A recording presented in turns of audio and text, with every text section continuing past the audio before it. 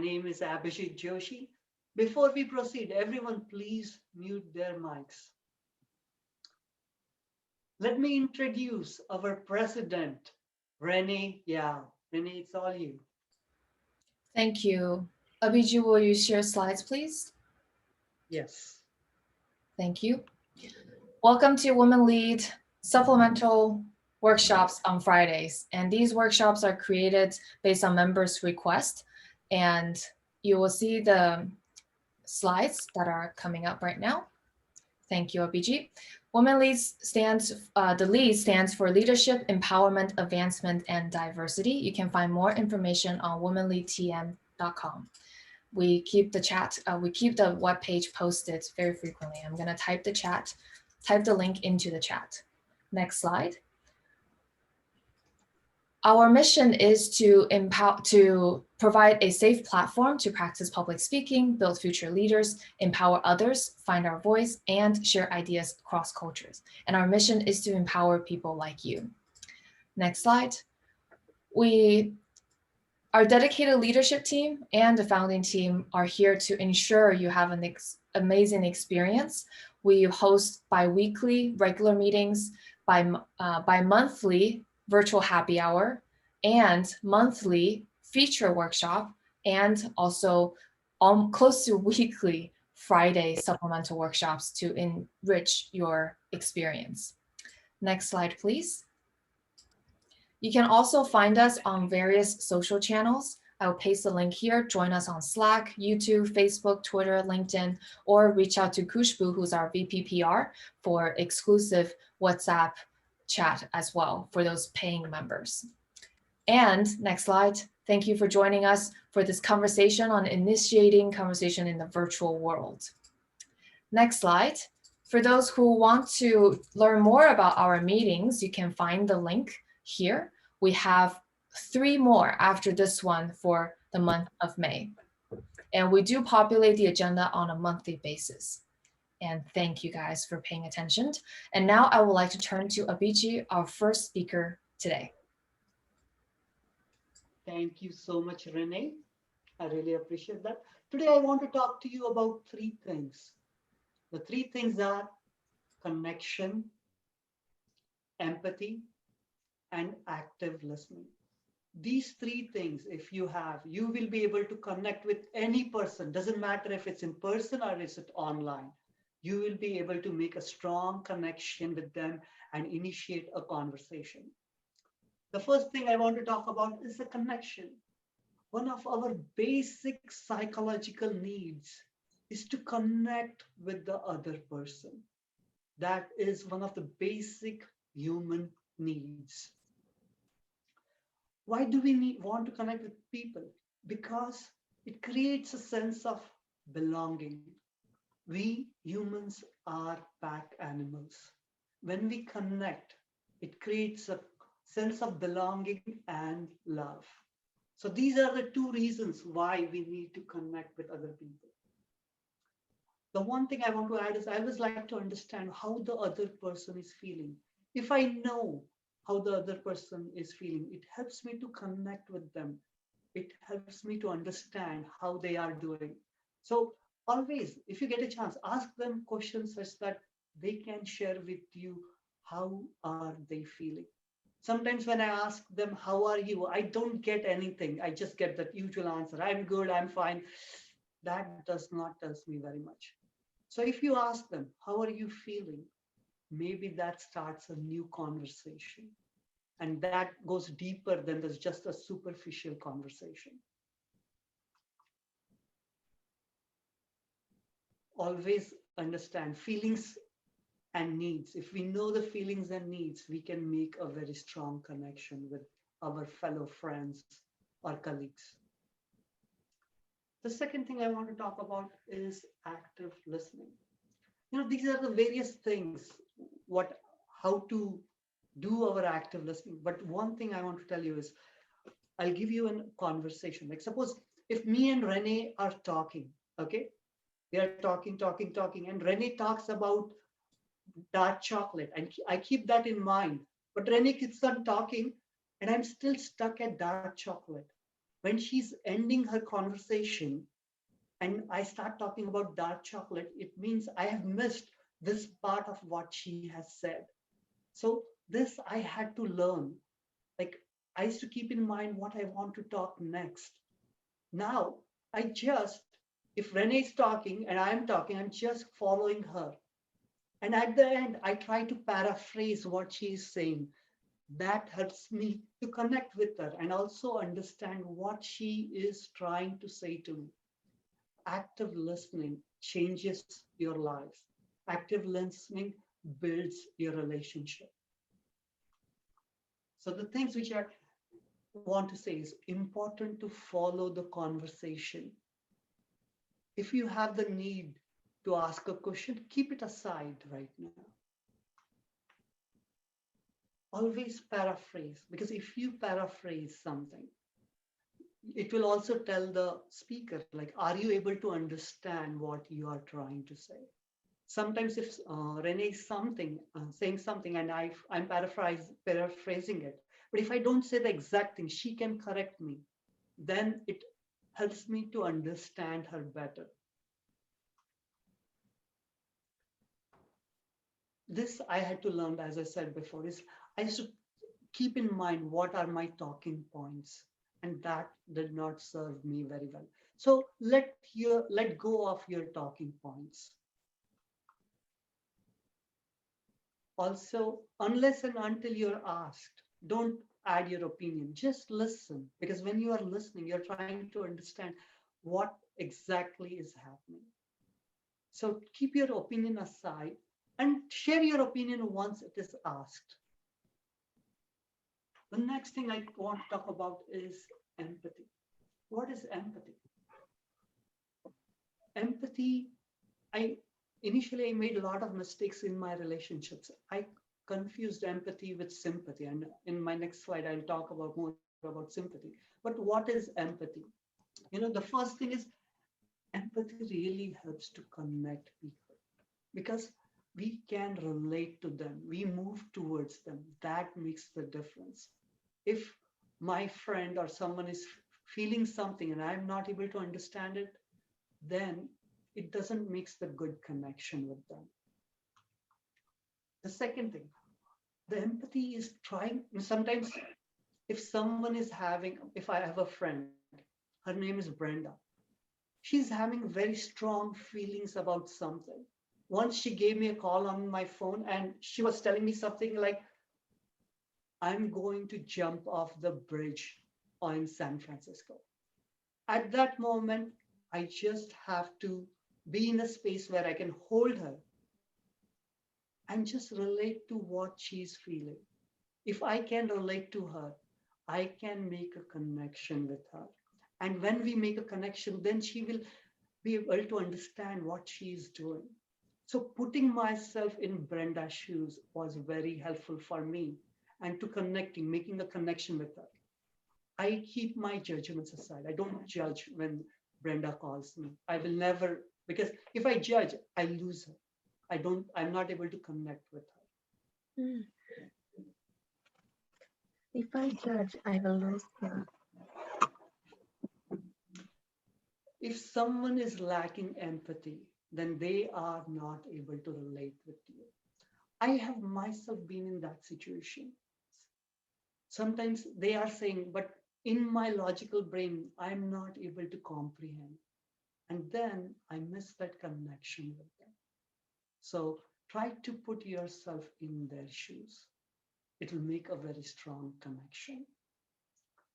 The next thing I want to talk about is what is the difference between empathy and sympathy? I'll give you an example. In one of my relationships, when my girlfriend was telling how bad her work day was, I was taking her feelings and I felt sorry for her. And that was not the right thing to do because I don't need to share her feelings. I don't need to take her feelings. I should not be sympathizing with her. I should be empathizing with her. So sympathy is a feeling you share with the other person. So when I was sharing those feelings, it didn't work for our relationship. So try to avoid being sympathetic. There are some places where sympathy is needed, but when you want to make a connection, empathy is better. As I told you, empathy is the ability to understand the person's emotion. If I would have understand my girlfriend's work conditions and how she was feeling, not taking her feelings, I would have had a better connection with her. Remember, empathy and sympathy. Sympathy comes from the heart. Empathy comes from the mind. Sympathy comes from the heart. Empathy comes from your head. So these two, separate them out, and you will have very strong relationships. I will now return the ball to Renee. Renee, it's you. Thank you. Great, wonderful. And of course, having having a strong understanding of empathy and sympathy is extremely important because there are many various crucial conversations that we need to have in life. I also highly recommend many of you guys to check out that book as well. And now I'm going to quickly kind of shift gear a little bit to talk more about the personality. I think many of us here likely know the term of introvert versus extrovert. And just to level the playing field before we dive into discussion, I put a slide here just to make sure that we are on the same page. Introverted people enjoy spending time alone, where extroverts gain energy in social situation. The book is called Crucial Conversation. I'm just looking at the chat as well. That book did a really good job talking about like empathy and things like that. And I'll continue on for this slide. Other personalities or traits of introverts, they think before speaking and acting. Extroverts make quick decisions. Introvert, they can be seen as more reserved, and extroverts can be seen as more outgoing and enthusiastic, where introverts prefers working independently and extrovert thrives in team-oriented work settings. And as you can see, there's actually no good or bad, or no matter if you are an introvert or an extrovert, it doesn't mean you are just better than the other or vice versa, right? So from this perspective, it's good to get an understanding of how introverted or extroverted people are and how they work a little bit differently. And when you are in a situation, either virtually or in a physical environment, how do you talk to them? Or if they are in a group with you, how do you help them or make sure that they are part of the conversation? But sometimes it's actually not that simple. If we can go to the next slide, there's also another term that actually got introduced. It's called ambivert. And ambivert is actually a little bit in the middle. Abhijeet, if you have problems sharing slides, I can bring it up as well. Please do. Okay, should I bring it up? Yes. Let me do that. 1 second.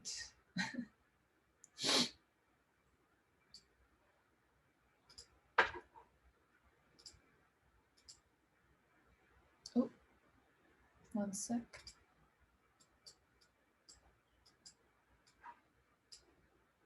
Okay, can you guys see okay?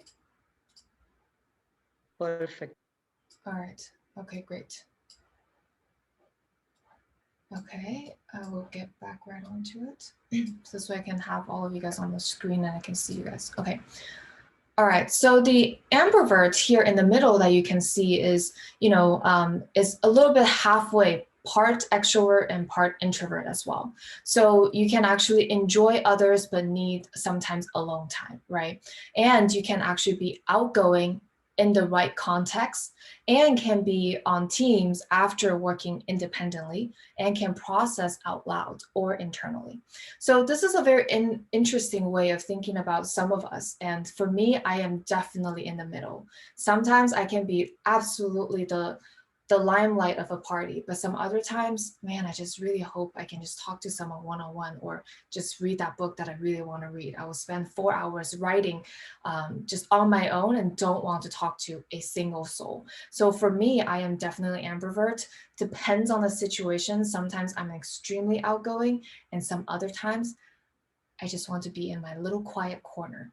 So I would love to hear from you guys in the chat.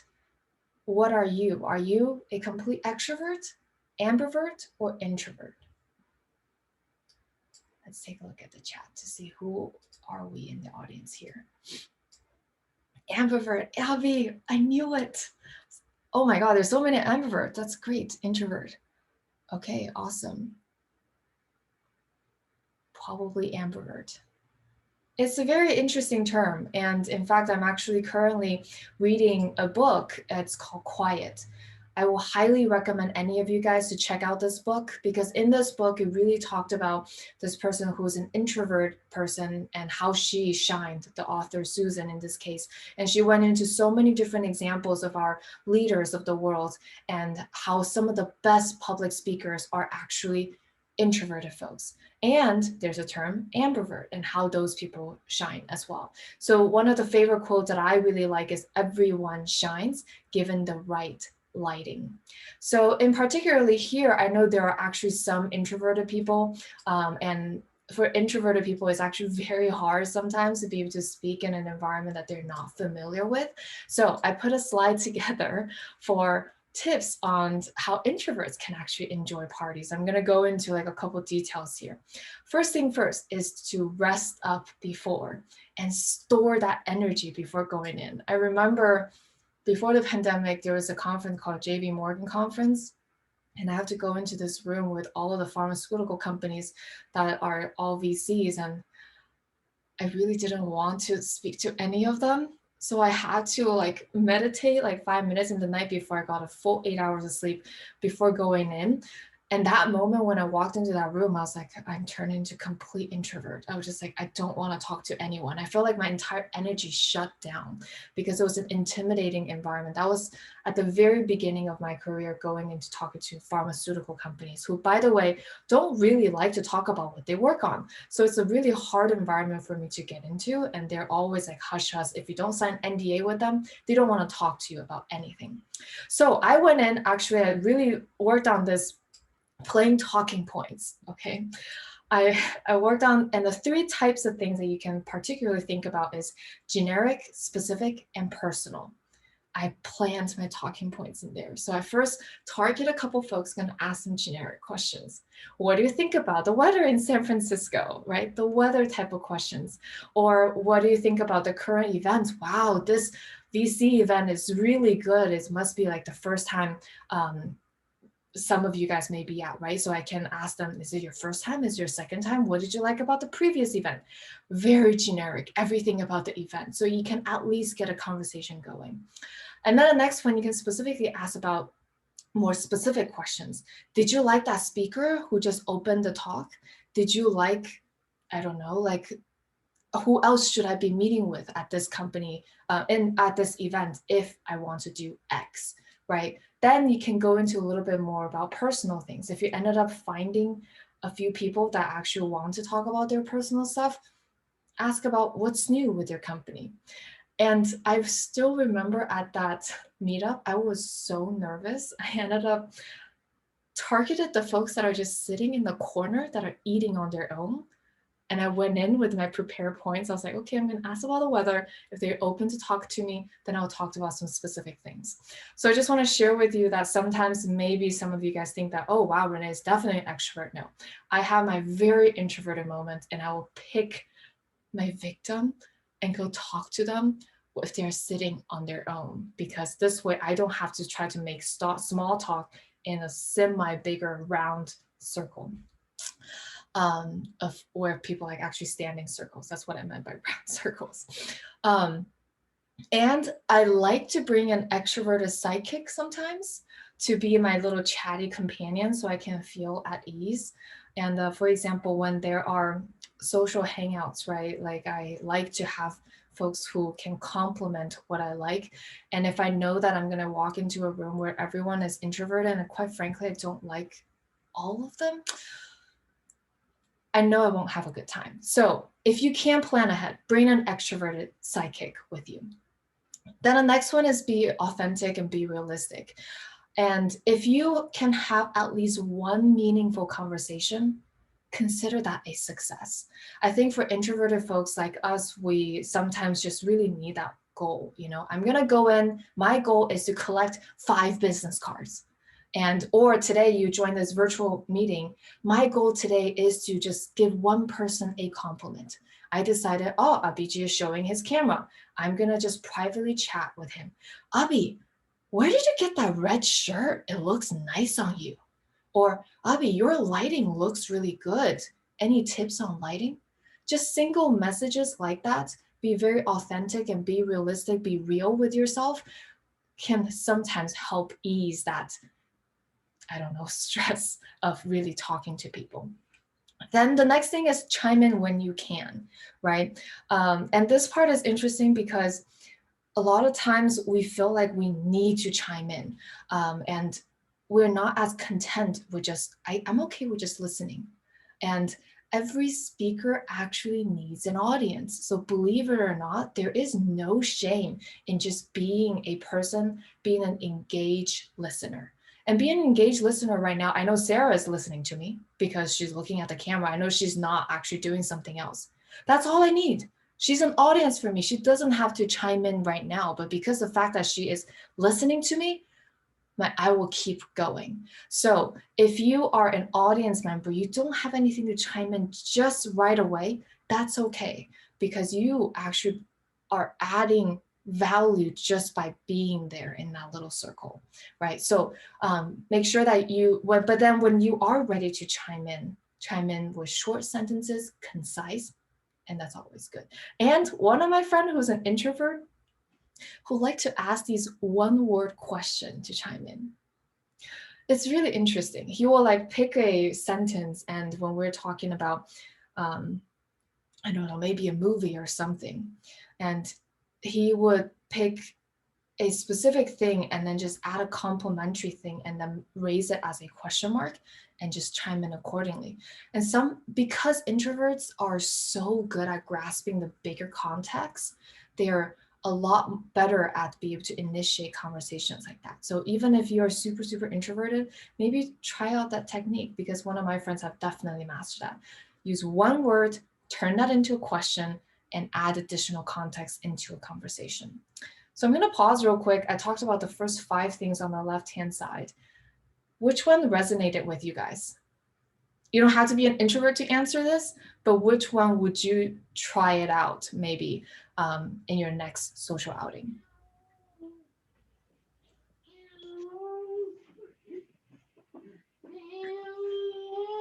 Someone is, hi Mira. It sounded like a cat or a baby in the background. Rest up, ambivert, be authentic, be authentic. Great, awesome. Okay, now I'm gonna go to the right-hand side a little bit. Thank you guys. So the right-hand side is smile away your doubts. This one is great. In 1989, Dr. Robert Zanhoek, I probably butchered your names, published a study about how facial muscles really influence the subjective feeling. So happiness can actually project confidence, and it can also make you feel confident. So I really encourage you guys to try that. No matter if it's like waking up in the morning and look at yourself in the mirror and just smile. And that can boost your confidence. So before you go into that very nervous meeting, go to the restroom and just smile in front of the camera. And that will bring your confidence boost before you go into that meeting. So I highly recommend you guys try that. The next one is find a task. This one's also interesting. Instead of trying to just, have your phone and start scrolling on Instagram because you're so nervous. I know some of you guys do that when you're nervous. Try to find a task in that environment. For example, you can go, if you're in the physical environment in the future, I'm gonna go take a look at the appetizers, or, oh, let me go help you refill your drinks. Let me go get you a napkin. And a task, identify that task for you. And some other times for me, I get nervous, especially when I'm moderating a panel, because I'm afraid that I don't remember what they're talking about. I start writing down notes. I always have a notebook like right next to me. So I have a task so I don't let my brain kind of like go wander off or feel like I have to like think about something else. So that's another one. Find a task for you so you kind of feel occupied. Then the next one is like focus your thoughts on others. A lot of the introverts or sometimes ambiverts really love to do is like are very critical of yourself. Oh man, was I being too quiet? Oh, did I ask the right question? Is my outfit okay? This is like my hair. I didn't wash my hair. And I just can't focus on that person that I'm speaking to right now. Just like what Abhijeet was saying. When I was talking about dark chocolate and I already moved on, he's still focusing on dark chocolate. And maybe at that point, he was actually thinking about, is my red shirt actually a good match for today? No, don't do that. Like keep at it, focusing on others and try to fight the urge of think inward. So that's another good tip for that. And then the next one is avoid post-party analysis. After you walked out of that room, don't replay your conversation over and over again. And just if you had a mismatch, and guess what? Sometimes you might go into this meeting with someone and said, ask a really stupid question. And I don't know, maybe like this best speaker that's on stage where everyone knows, and you were just like, who is that? It could sound like a question that maybe you just didn't do so well in that moment, but that's okay. Acknowledge it and move on.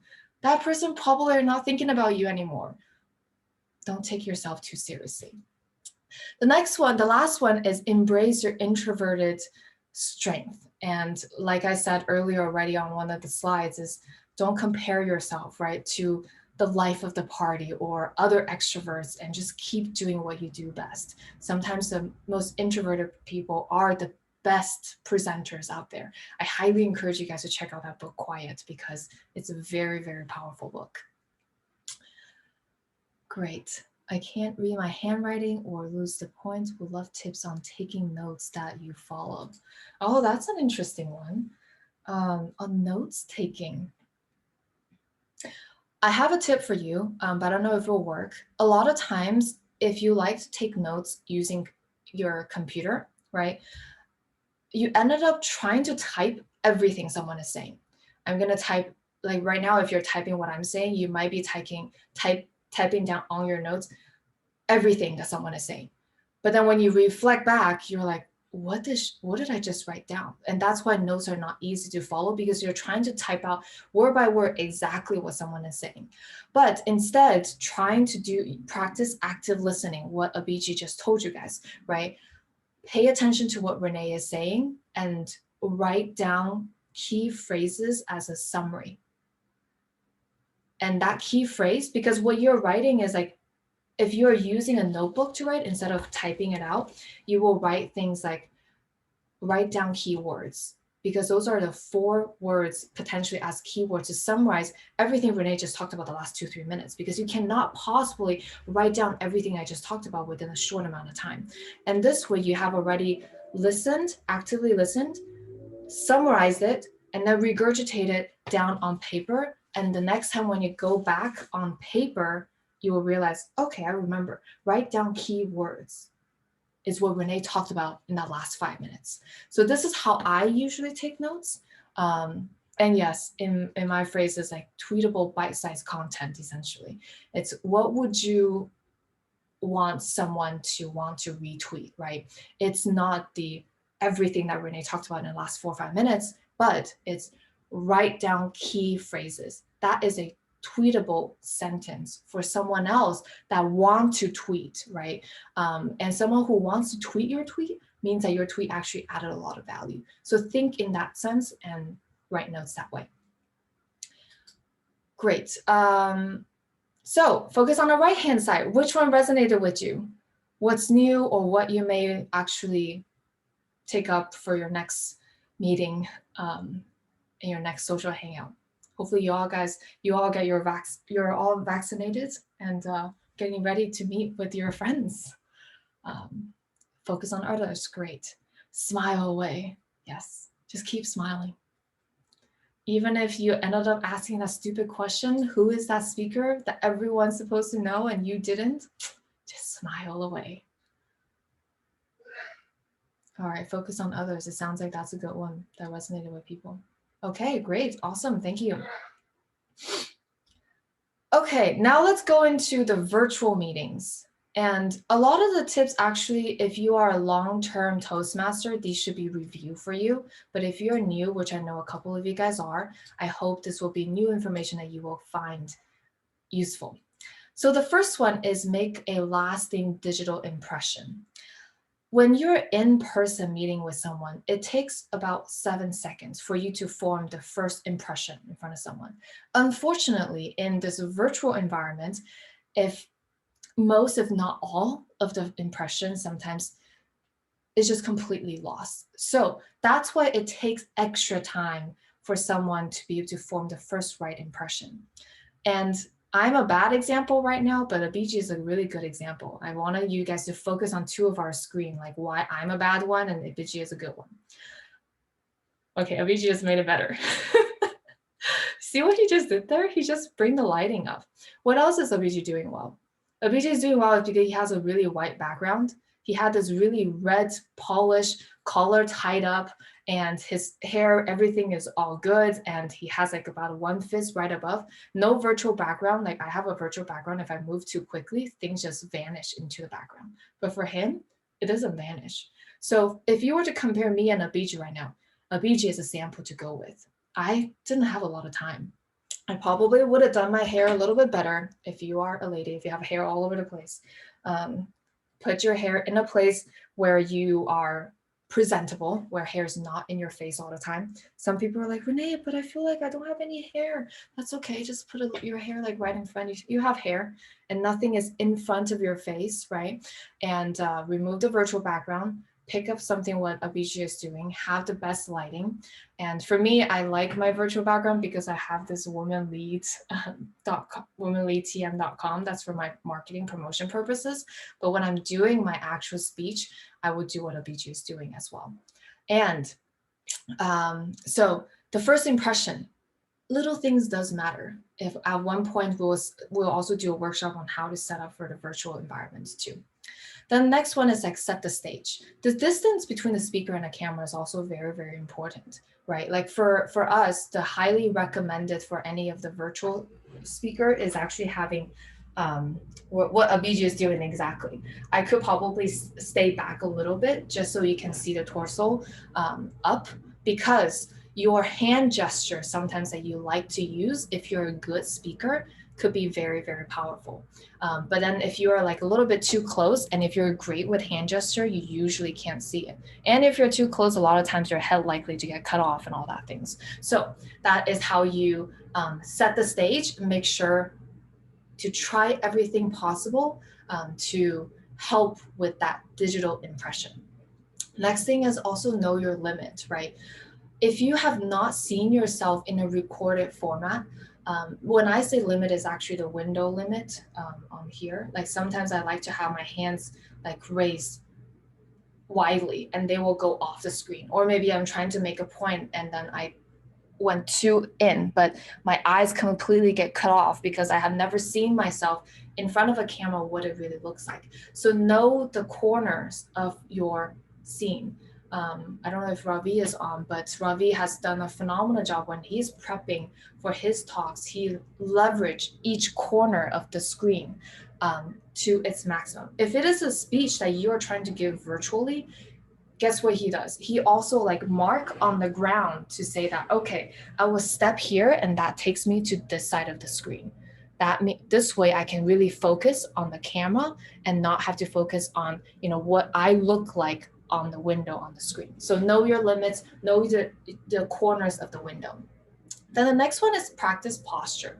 So I'll give you guys a tip. In ballroom dancing, we have this posture of like, think that you have a necklace and then lift the necklace up so you stand up straight. For those of you who may or not be a dancer, just think that you have a necklace and lifting the necklace, having your posture go up.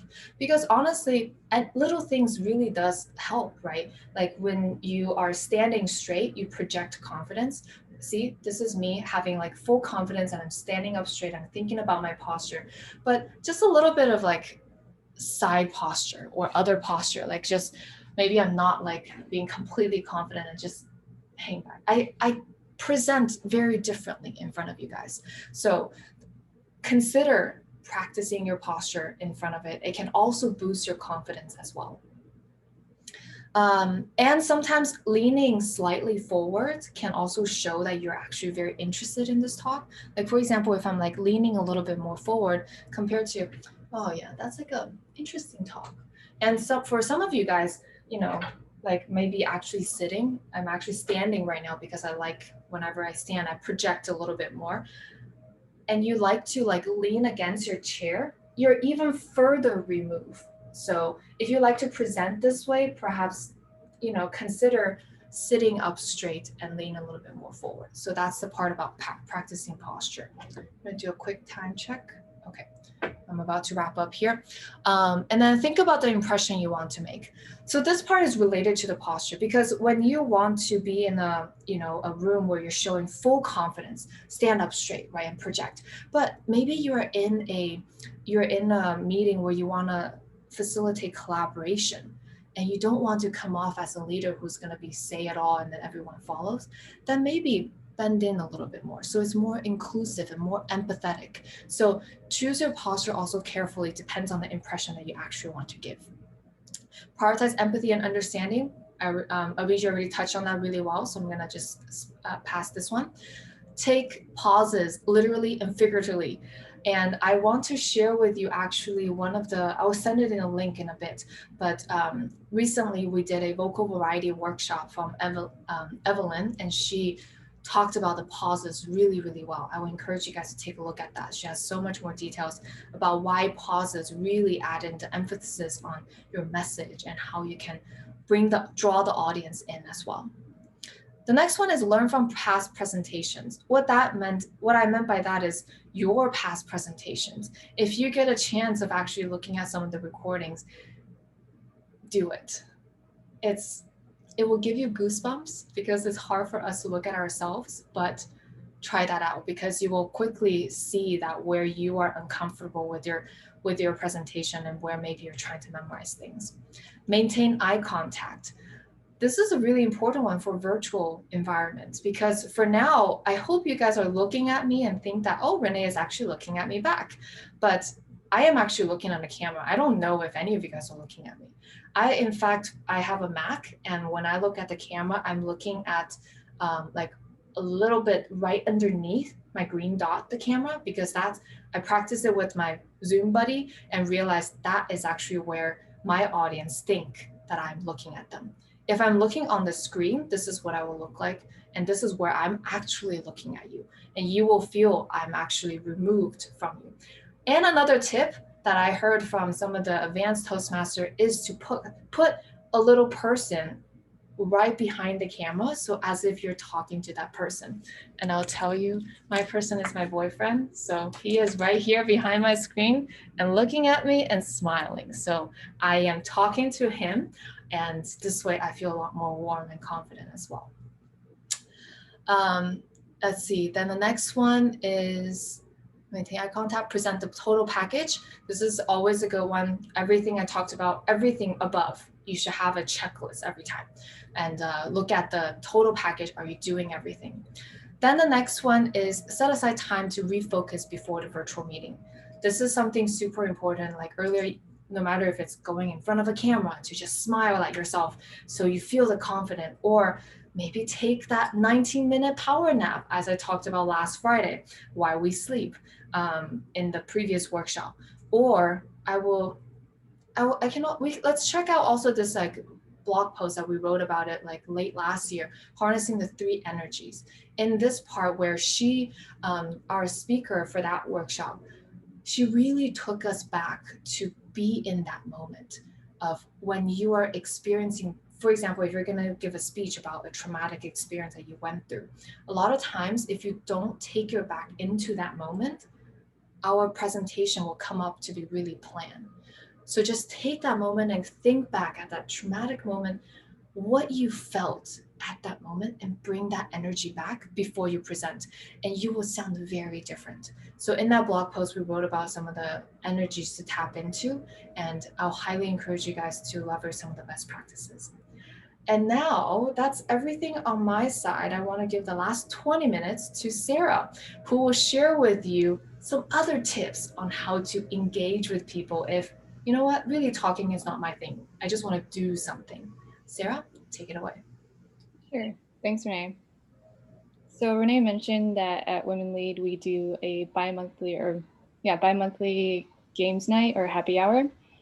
And during happy hour, we do get to know you games, and we also do virtual games. So I'm going to talk a little bit about virtual games. So what are virtual games? By virtual games, I don't mean computer games or video games. I'm talking about board games, card games, word games, drawing games, and just general party games. These are like Settlers of Catan, poker, Scrabble, Pictionary, and charades. These are all the games that we traditionally play in person, but there's an online version of it that we can play remotely. And you'd be surprised just how many games are now available on the internet. This is probably because of the pandemic. I think there was a big upshot in the number of games that became available. And a lot of these are created by like designers and developers, so they're not necessarily official. Can we go to the next slide? So what are some pros and cons of virtual games? So some pros is that this is like perfect for the pandemic. You can play your games and connect with people that are outside of your bubble. And you can also connect with people who are far away. You're not limited by location, as long as you have good internet connection. And just as Renee mentioned, it's good to give yourself a task, and virtual games give you a common task. A good game will give everyone a common goal, and it'll make everyone feel safe and have a clear way to participate. So what are some cons? Well, since these are virtual games, there is often technical difficulties. Depending on the design, the gameplay or the game control might not be totally straightforward. Even if you already know how to play the game, you might have difficulty navigating the online version. Sometimes there are bugs or errors, and you get that, especially with the free versions of the games, the ones that were just created for fun. And a good virtual game experience also requires all the players to have pretty good internet that doesn't cut out or drop out, doesn't slow down or lag. Sometimes you might need a microphone or a good camera to play. And sometimes you'll have to switch between windows. Like some of the games will have an inbox or in-window chat box or video, but most of the time you'll have a Zoom window open and the browser open to play the game. Virtual games also have the same limitations that in-person games have. So basically, you usually have a minimum number of players or maximum. Sometimes it's not possible to add latecomers, so you have to wait till the end of the game to add latecomers. And sometimes you have people who need to drop out early, and that could end the game for everyone. Next slide. I just really want to chime in here as we'll go to the next slide, is that even in a big corporate environment, I even thought that, oh, virtual games are kind of silly, but believe it or not, when we're training the sales team, we have these virtual games and people are so active because they just want some sort of recognition in a very fun way. So for those who are leaders in your own organizations, or maybe you're running your club, and do consider virtual game because they bring out the liveliness of your audience, and it's a really easy way for people to engage. Continue, Sarah. Totally. So what are some do's or don'ts if you're running a game? So do test out the game before you play it, just to make sure that you know how it works. And there's often many versions of one game available online, so you can try out different versions and see which one is the best design. And as with all games, you want to try to explain the rules clearly to people participating. And with virtual games, you also want to explain how to get started, like how to join the game, how to play the game, what buttons to press, what should they see on their screen, maybe you even need to like share your screen to show them how to do these things. And then when you're running through it, maybe do a test run. You could do like a practice run where just people play and then figure out how the game works before you do a real round. Also, it's good to have a backup option in case you notice that people aren't totally interested in the game, or maybe they just can't figure it out. So if you have like a tried and true option that you've tried before, you know it works, and you know that people quickly pick up on it, that's also good. So don't pick a game that's technically challenging. Pick the easiest game you possibly can, especially with a group like that's diverse and you don't know how comfortable people are with technology. And also don't pick a game that's inappropriate for the size of the group. Obviously, this is difficult if you don't know how many people are going to show up. So just have a couple games in your back pocket that are like accessible for maybe a smaller group and a larger group. Also, shorter games are the best. So don't pick a really long game that takes time and takes mental stamina and needs committed players. So for most gatherings, it's easier to play a game that has shorter rounds because it keeps people engaged. And that way also latecomers can join, and people who need to drop out don't ruin the game. They have frequent opportunities to drop out. Next slide. So here's a list of resources. Actually, let me put it in the chat.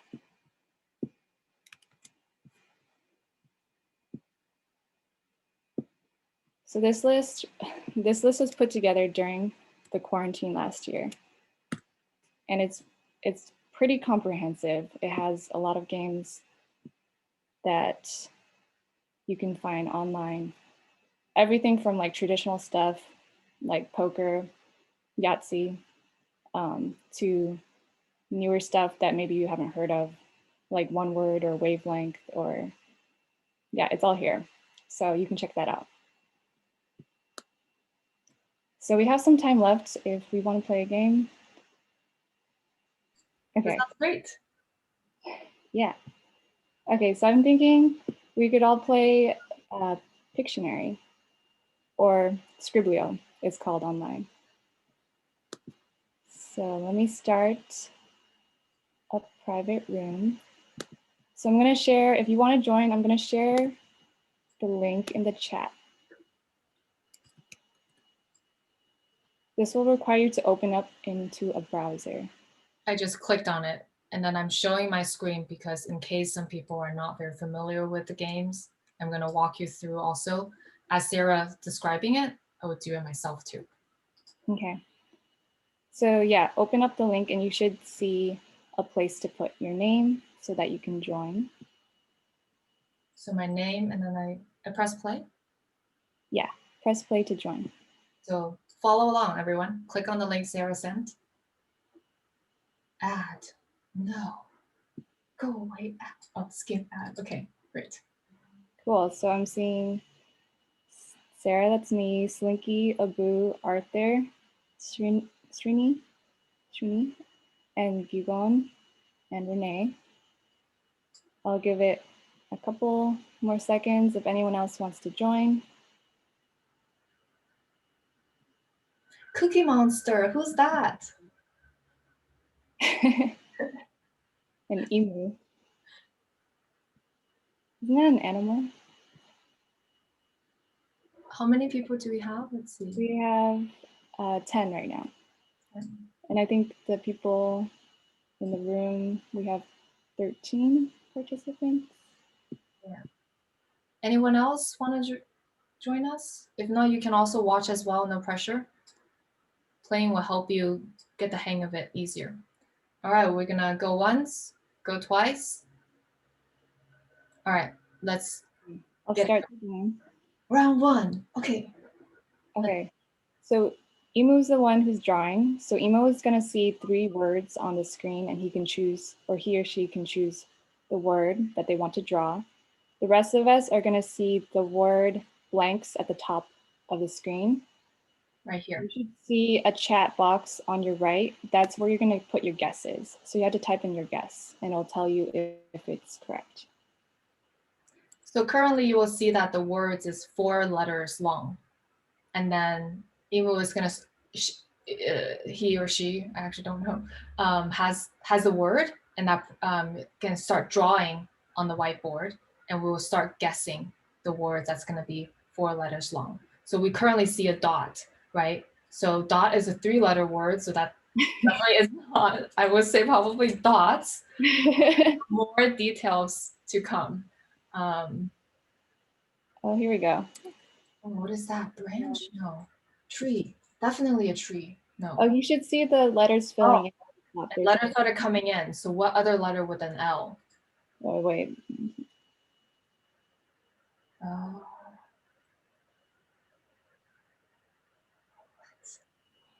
Yes, that's me. I'm struggling here how to play this game.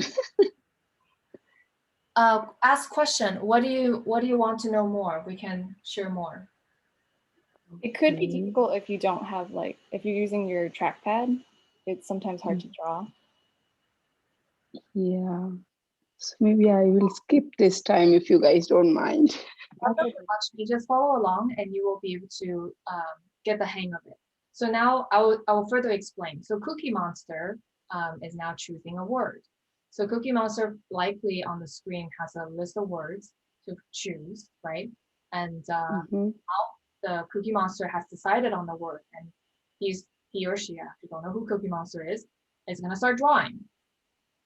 So we're gonna start seeing things on the white screen. And whatever thing that person is drawing, it's this many letters. It's gonna be a word. And then we're gonna, as audience participants, we're gonna start typing in the words to guess what that is. Oh, I'm gonna guess it's a butterfly. Not that I know what if it is. Butterfly. Yeah. See, as we type in, then the words started popping in, right? If we guessed it right, then the letters will be there. Oh, okay, some person guessed it right. There's an A that went in, right here. So the faster that we can guess it, the more points that we're gonna get. And you will see that who's gonna get the points up here, and the winners will be the final winners. And it's really fun if you guys like to come off mute and you start shouting out to say that, like, oh, I think this is a mosquito. Oh, I think that's a flower. Or if we ended up getting to know each other more, I was like, Diego, that cannot be a mosquito. Did you see the A or E? Like, right? So like when people get a little bit more friendly with each other, they start chiming in a little bit more. And this is a very easy way to be able to, guys, we have to do better. No one's guessing it right.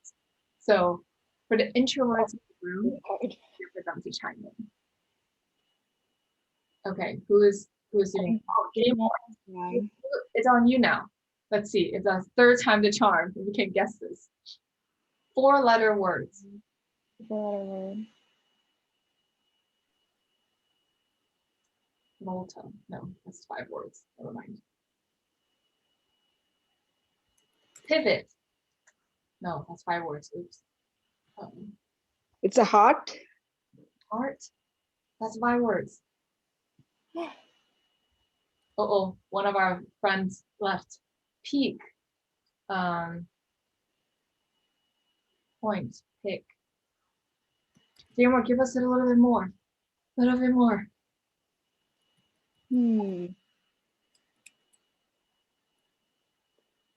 Deep. Oh, I guessed it. Guys, do you see that? I guessed it. So Renee guessed it.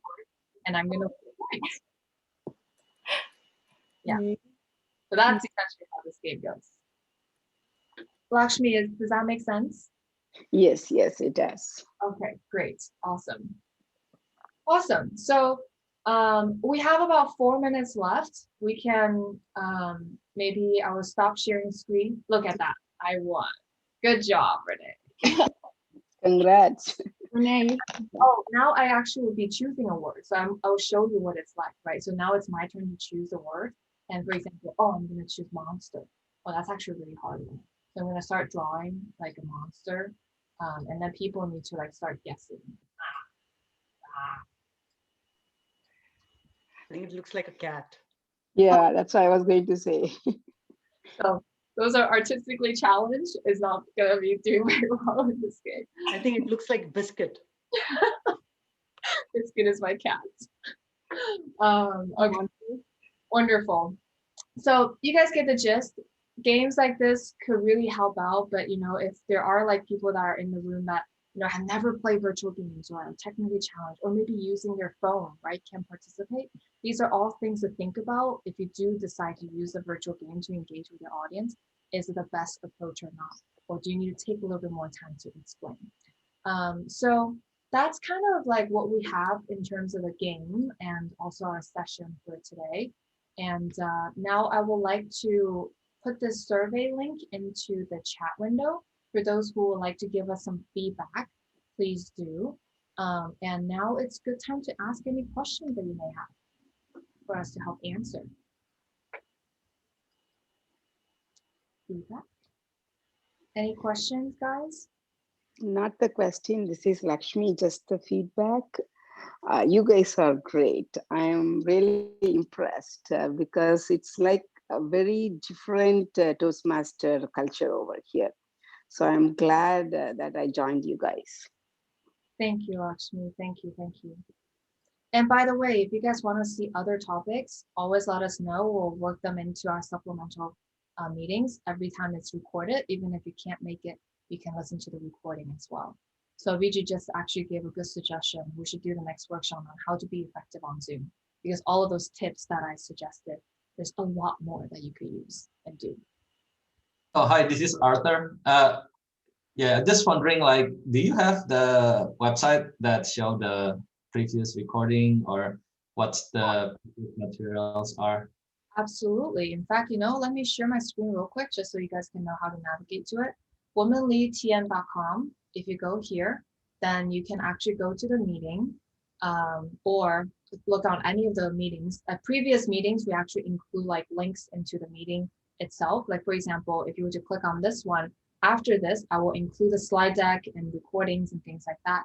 Or you could actually go to our blog post, and we separate it by workshop recaps. So each of the workshop, we actually do a quick blog post.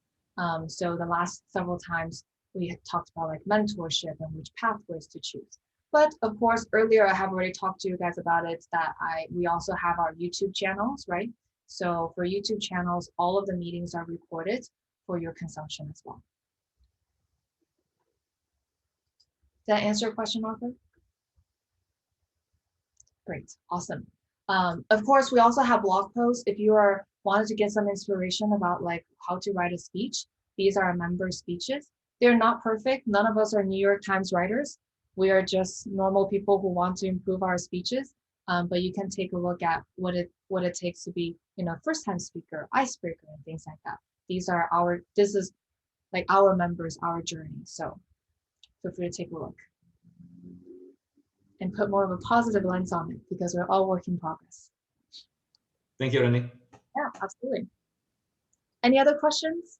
Hey, Renee, what is your tip when it comes to, you have notes on one side, you have to look here, but then you have people on the other side. So like, how do you, because you can't fit everything into one computer. So I was just wondering, how do you set up your environment? Yeah.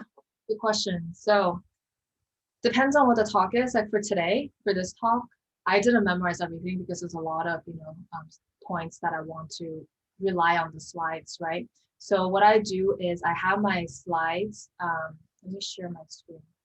I have my slide actually on the right-hand side. I have two screens, and right here I will click on present, right? And you will see that I actually wrote a lot of notes also in the notes section. So when I do click on this present mode, then it will take me into this whole presentation mode, and then I will do an exit so it doesn't,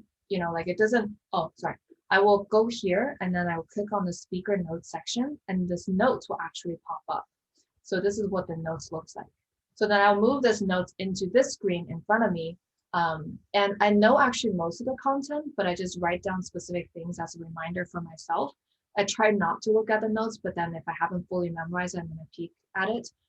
But I will also, for example, I know Abhijeet really well already, and I will rely on someone like Abhijeet to tell me, did someone actually make a comment, a question actually inside of the chat window. This way I can really focus on the screen dots and not worry too much about what's happening in the audience, where Abhijeet will be my eyes and ears at the same time. So that's how I would do it for this talk in particularly. But for other talks where I'm actually doing a full-on prepared speech, everything off script, off screen, there is no to multiple screen. I just look at the camera and that's all I focus.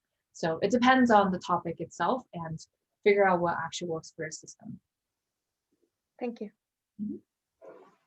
We are out of time. Thank you everyone for participating, and send us feedback into our survey so we can do better for you all in the future. And we hope to see you in our regular meetings or next Friday. Next Friday, we have a lot of other interesting topics as well. Okay. Thank you. Thank you all. Okay. Arthur, great to see you. Thanks, Abhijeet.